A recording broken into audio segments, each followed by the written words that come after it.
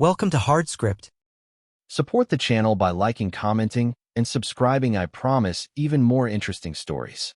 It wasn't loud. That's what still gets to me. No slammed doors, no yelling, no tears. Just a phrase that cut sharper than any fight ever could. I just need space. She said it while rinsing out a coffee mug, as if she was commenting on the weather. Her tone was too calm, too deliberate.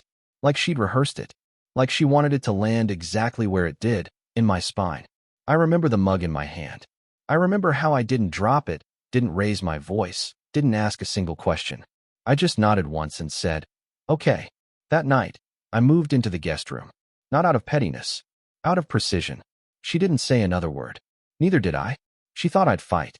Thought I'd follow her into that emotional fog, beg for clarity, cry for intimacy. But I didn't. I left the door open just enough to make her believe I was processing, when in truth, I was already letting go. The next morning, I made 1 cup of coffee. Mine. I didn't check if she was awake. Didn't wait for her to ask what I was doing in the other room. I showered, dressed, and left the house without saying goodbye. At work, I didn't talk about it. I kept my head down, stayed late.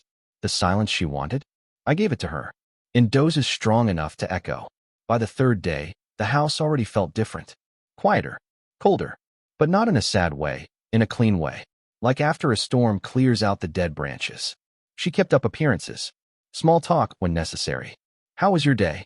Need anything from the store?" But there was a hollow in her voice. A hesitation.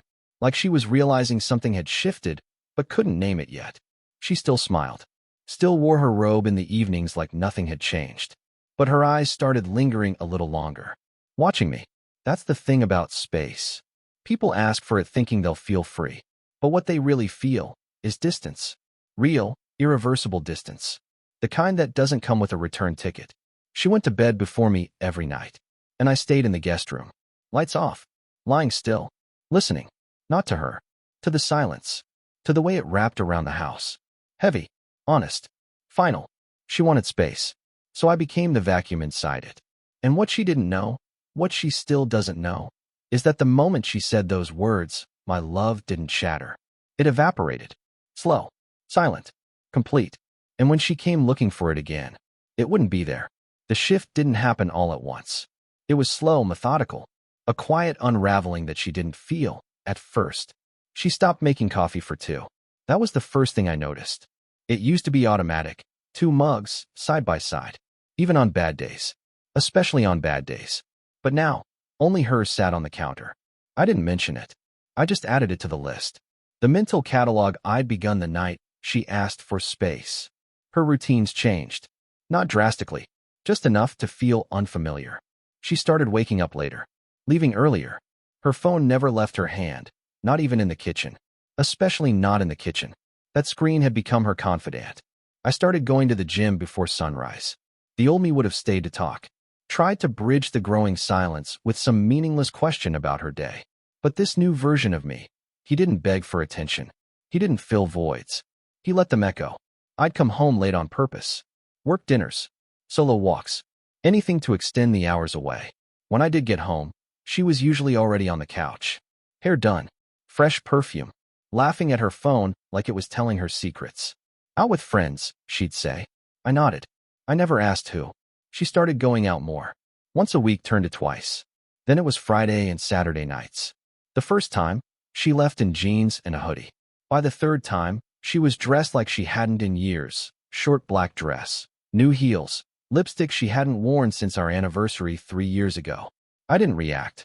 Didn't compliment. Didn't accuse. Just noted it. Logged it in the file in my mind labeled irreversible. She came home late, always with the same excuse. It was just drinks. But her perfume lingered in the hallway longer than she did. And there was something else, something quieter. A new silence in her step. Not guilt. Not remorse. Just detachment. It mirrored my own. She didn't know I'd already started preparing. Not just emotionally, but practically. I had passwords changed. Bank notifications rerouted. Subscriptions split. I wasn't cutting her off. Not yet. I was just drawing the lines. Marking the edges of a life that would soon no longer include her. Some nights, I'd hear her laugh from the bedroom. Not the kind of laugh we used to share. It was higher-pitched, performative. Like she was playing a part. I never asked who was on the other end. I never tried to reclaim her attention. That's what she didn't understand, what most people never do. Real distance doesn't scream. It doesn't cry or slam doors. It just fades. By week 3, we were no longer cohabiting. We were coexisting, like tenants who never signed a lease together. She stopped looking me in the eye. I stopped trying to be seen. I think she thought this was a phase, a mood I'd snap out of, that I was just punishing her for saying what she said. But I wasn't punishing her. I was evolving. And the man I was becoming? He didn't recognize the woman in our house anymore. It started with small steps. Nothing dramatic. Nothing that screamed apology. Just a shift. One night, I came home later than usual.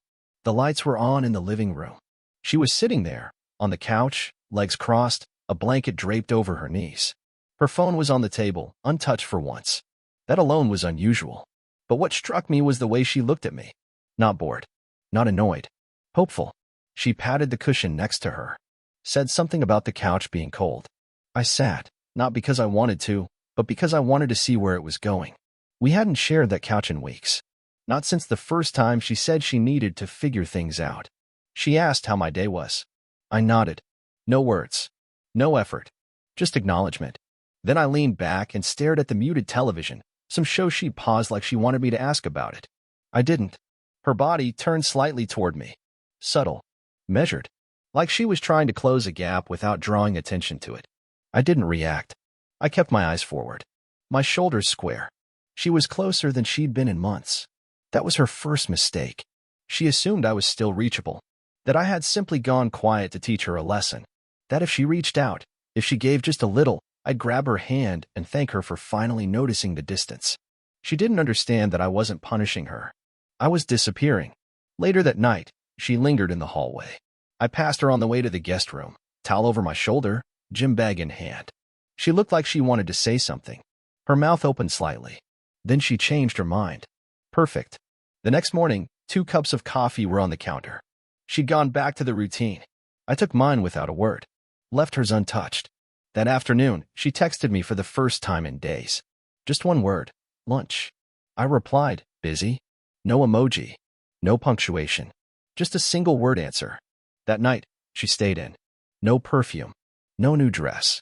She ordered takeout and set 2 plates. Lit a candle even. I ate in silence. Not cold. Not rude. Just present. Watching. She asked if I wanted to watch something together after dinner. I said, maybe tomorrow. Then I went for a walk. By the time I got back, the couch was empty. The candle burned out. The next few days followed the same rhythm. Her trying. Me, not resisting, but not engaging either. She'd play our old playlist in the kitchen. Wear that sweatshirt she knew I liked. Once, I caught her scrolling through old photos on her phone, pictures of us, back when smiling didn't feel forced.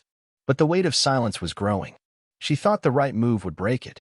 She didn't realize that what used to be a silence between us had become a silence inside me. And that kind of silence doesn't get broken with playlists or takeout or questions about my day. It has to be earned. And she hadn't earned anything. Not yet. The first time she reached for my hand again, it was instinctual. Reflex. Like muscle memory trying to wake itself from a coma. But I didn't move. She was sitting beside me on the couch, closer than before, her fingers brushing against mine, hesitant, delicate, like she was testing the water to see if it was still warm. It wasn't. I let the space between us answer. Then I looked at her, calm, even, and reminded her of her own words. You said you needed space. That was all. She pulled her hand back slowly, like she'd touched something burning. No words. Just silence. She sat there for a while longer, then got up and disappeared into the bathroom. The water ran for a long time. I heard the sound of the shower. And under it, barely muffled, the sound of her crying. She thought I'd come in. That I'd push past the curtain of her sadness like I used to. But I didn't move. I sat on that couch and let the ache bounce off the wall she'd helped build. That night, the hallway light stayed on. I could hear her pacing. One door creaked. Then another. Drawers opening. Clothes shifting. But I stayed where I was. The guest room had become more than just a temporary shelter. It was mine now. My space. My peace. By morning, she was in the kitchen early. Toast. Coffee. Dressed like she was going somewhere important. She offered a faint smile when I walked in. The kind you give someone when you're unsure of your place in their world. I returned it. Politely. And walked past her. Later that day, I noticed her scent had changed. New perfume. Stronger. Sweeter. She was trying again, but now it was visible. A performance, no longer effortless. She lingered in mirrors longer. Spent more time in the bathroom. Ordered new clothes. And every evening, she sat a little closer. But I stayed still. Unreachable. She started doing small things around the house again, cleaning the living room, folding my laundry, cooking real meals. At one point, I caught her placing a book on my nightstand. One she knew I liked. Her way of planting seeds. I didn't touch it. She turned her attention outward next. Social media. A new haircut. Brighter photos. Laughter in captions. Self-love, the tagline said. Healing. But healing doesn't come from hashtags. It comes from reckoning. And she hadn't even started. That weekend, I noticed she'd begun dressing up before going out again. Different vibe now. Less fun, more intention. Like she wanted to be seen. Not just by strangers, but by me. She was trying to trigger something in me. Jealousy. Possessiveness. Anything that would give her proof I still cared. But I wasn't angry. I was indifferent. She didn't know the difference yet. One night, she came home later than usual. Her heels clicked loudly down the hallway. I didn't look up from the book I was reading. She stood there for a second, waiting for something. A comment. A question. I gave her nothing. And it broke her rhythm. She went to bed alone that night. And for the first time, I think she realized this silence. It wasn't passive. It was finalizing.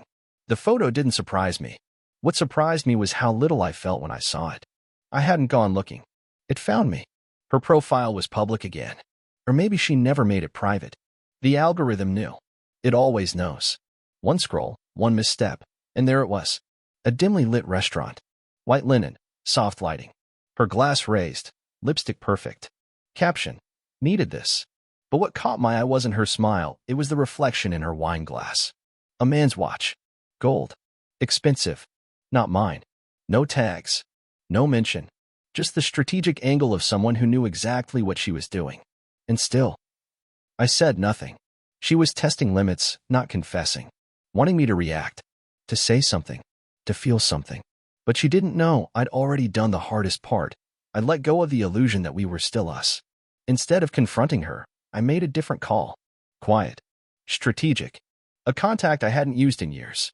Someone who specialized in information. Not dirt. Just clarity. I gave him a name. A description. The timeline. Told him I didn't want speculation. I wanted facts. While he worked, I worked too. I upgraded my wardrobe. Not flashy, just precise. Fitted.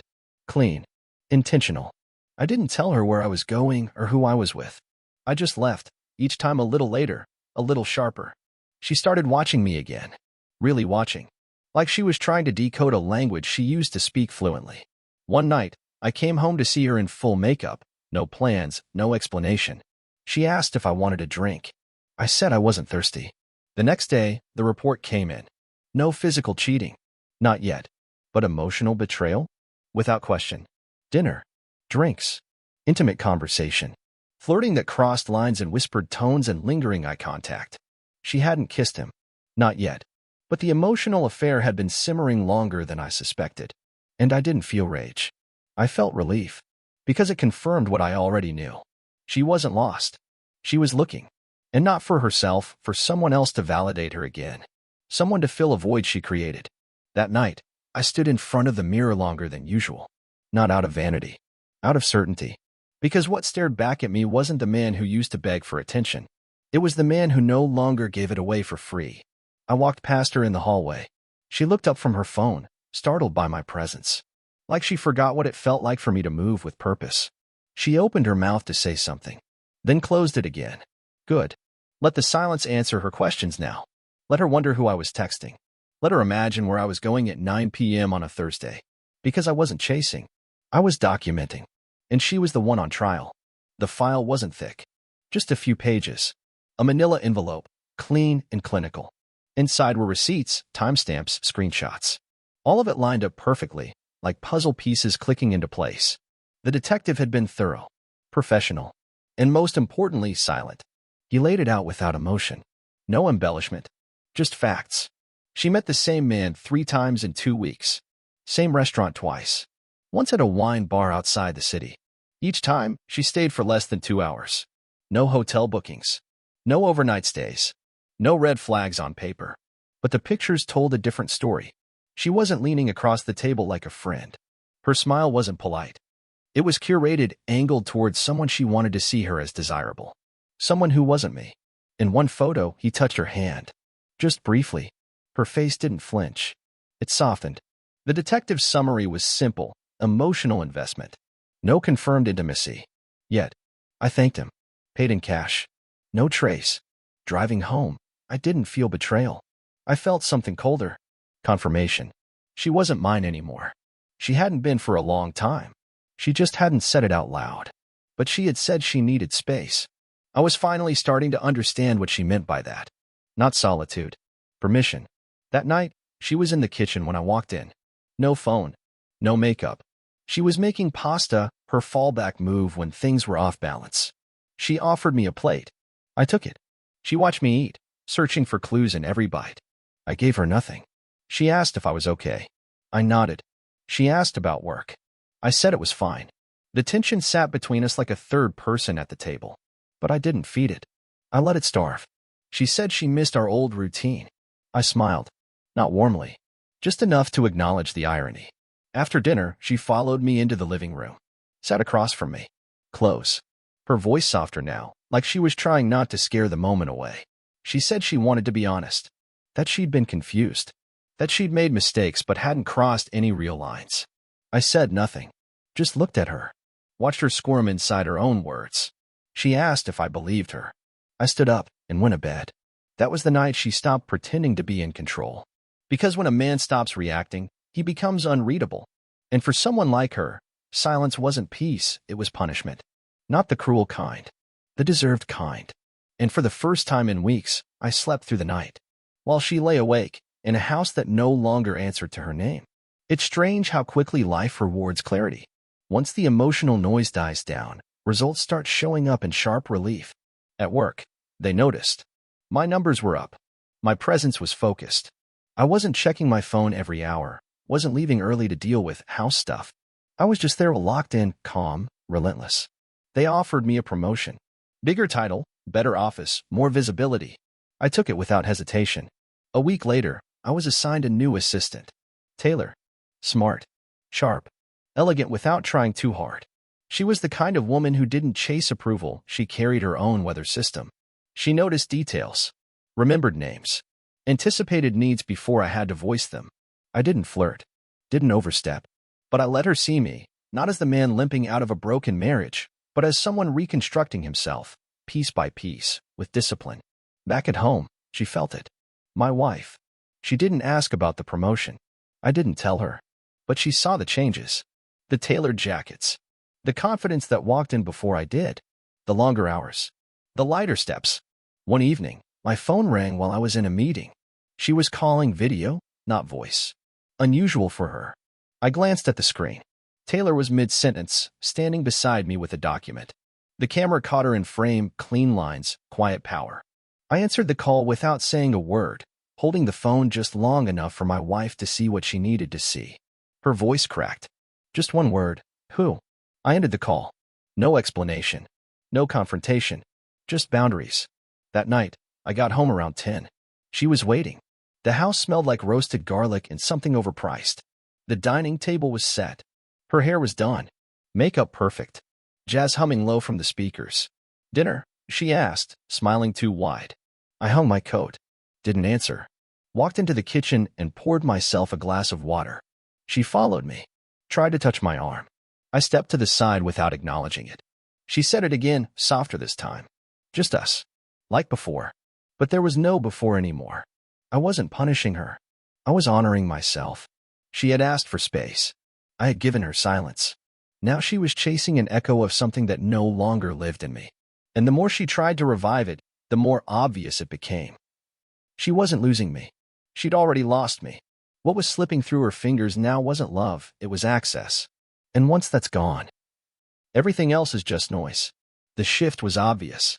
And it wasn't subtle anymore. She started dressing better. At home. Makeup for no reason. Hair curled just to sit in the kitchen. That perfume I used to like, the one she wore when we were still trying? Suddenly, it was back. Every day. She played our playlist on low volume whenever I walked past her door. Songs that used to mean something, used to carry weight. Now they floated like bait on a hook she hoped I'd bite. I didn't. She started asking more questions. What time I'd be home, who I was seeing, where I was going. It wasn't concern. It was surveillance disguised as curiosity. She'd lean against the doorway while I got ready, pretending not to watch how I adjusted my cuffs or chose a different scent. One evening, I passed by the living room and heard the faint sound of our wedding video, playing on her laptop. I didn't stop, didn't even glance at the screen. Later that night, she left a note on my pillow. Not a text, not a call, a physical note. Old school, like nostalgia could fix what detachment had already hollowed out. It said she missed me. I left it there, unread, untouched. She called my office the next afternoon, something she hadn't done in months. Left a message saying she just wanted to hear my voice. But when I returned from a meeting, Taylor had already taken the call. She sounded nervous, she said, raising an eyebrow. Said she missed the way you used to laugh. I didn't reply, just nodded and moved on. That night, there were candles on the table again. Real ones. Not the scented kind she used for her photos. She tried to cook something from a recipe I'd once complimented. The effort was all over the room, plates arranged perfectly, napkins folded. Wine chilling. I sat down, ate, said thank you. But when she reached across the table to touch my hand, I let my fork clink against the plate and pulled back without looking up. Her eyes dropped immediately. I saw the ripple in her posture, like her spine forgot how to hold her together for a second. That was the moment it sank in. This wasn't a phase. This was the new normal. She tried one last thing, a memory weapon. She wore the dress from our engagement dinner. It barely fit the same, not because of weight, but because of time, of erosion, of absence. She waited in the hallway as I walked past. Said she wanted to talk. I paused, met her eyes, then walked into my room and closed the door behind me. No words, no noise, just finality. She had said she needed space. Now she was drowning in it. She didn't give up. That was the thing. Most people back away when silence gets heavy, when indifference becomes undeniable. But she leaned in, not because of love, but because she couldn't accept irrelevance. She started showing up where she knew I'd be, dropping by the office under the pretense of bringing lunch. Taylor intercepted her every time. Professional. Cool. But the message was clear. My world no longer included spontaneous visits. The notes continued. On my windshield. In my gym bag. Folded into my coat pocket. Handwritten words soaked in nostalgia and guilt. I miss who we were. I know I hurt you. Please don't give up on us. Each one folded neatly. Tidy desperation in cursive. I didn't throw them out. I didn't respond either. I let them pile in a drawer. A file of regret she authored on her own. She played our song on the speaker in the living room when she knew I was home. Left the door cracked, like an invitation. I walked past it every time. The music wasn't a bridge, it was a reminder. She baked. She cleaned. She even brought out photo albums we hadn't opened in years. Left them on the coffee table like they might change the temperature in the room. But they didn't. The warmth was gone, replaced by calculation. One evening, she wore the earrings I gave her on our 5th anniversary. Said nothing. Just wore them like a signal flare. I didn't acknowledge them. And that silence? That was the real message. She started texting more. Less subtle now. Direct. Asking to talk. To go away for the weekend. To reconnect. I left her on read. Not to punish. To protect. Because I knew what she really wanted. Not me. Control. The illusion that she could still reverse it. That if she tried hard enough, if she softened her tone or widened her eyes, she could pull me back into orbit. But gravity doesn't work in reverse. Once you learn to breathe without someone, you never forget how. And I wasn't holding my breath anymore. She stopped pretending after that. The smiles faded. The makeup less frequent. She moved slower. Ate less. Her voice lost its sugar. Her eyes stopped sparkling. She was no longer chasing from confidence, but from fear. Fear that the man who used to wait on her every word was no longer watching. And she was right. Because I'd already started rebuilding. And nowhere in that blueprint was a place for her. It ended without a scream. No plates were shattered. No voices raised. No slammed doors. Just one last conversation at a quiet table. 2 glasses of water between us. Her eyes tired, searching for a crack. A way back in. I had asked the detective for one last update. Not because I needed proof. Because I needed peace. No physical cheating, he said again. Still none. It never crossed the line. I nodded, thanked him, closed the file. That night, I invited her to sit. No music, no candles, no performance. She looked at me like a prisoner being offered parole, hope swelling in her throat. She thought I was going to ask for her back. She wore the soft sweater I used to compliment, sat straight, smiled faintly. I let the silence stretch. Then I met her eyes. Let's start over. 3 words. Her lip trembled, not out of relief, out of disbelief. Because that hope, that desperate flicker she was clinging to, wasn't about rebuilding. It was about undoing, rewinding to a version of me that no longer existed. She whispered something I didn't catch. Maybe, thank you. Maybe, I'm sorry. But it didn't matter. She had asked for space. I had given her silence. She ran from it. I outlasted it. And in the silence, I didn't find revenge. I didn't find victory. I found myself. The man who used to orbit her moods, tiptoe around her disinterest, build entire evenings around her unpredictable warmth, was gone. What sat across from her now was someone composed, clear, complete. I stood. She reached for my hand. I let her fingers touch mine for half a second before pulling back gently. No bitterness, just finality. I told her I would be moving out next week. Papers were already drafted. Fair. Clean. No fight. She nodded slowly. No protest. She knew. Because sometimes, the most deafening goodbye is the one that doesn't come with closure. Just a locked door and an echo. And as I walked out of the kitchen, she called after me softly. I didn't answer. She asked if we'd ever speak again. I didn't turn around. Because some silences aren't waiting to be filled. They're waiting to be respected. And that silence was mine. Now and forever. Real men don't explode. They exit.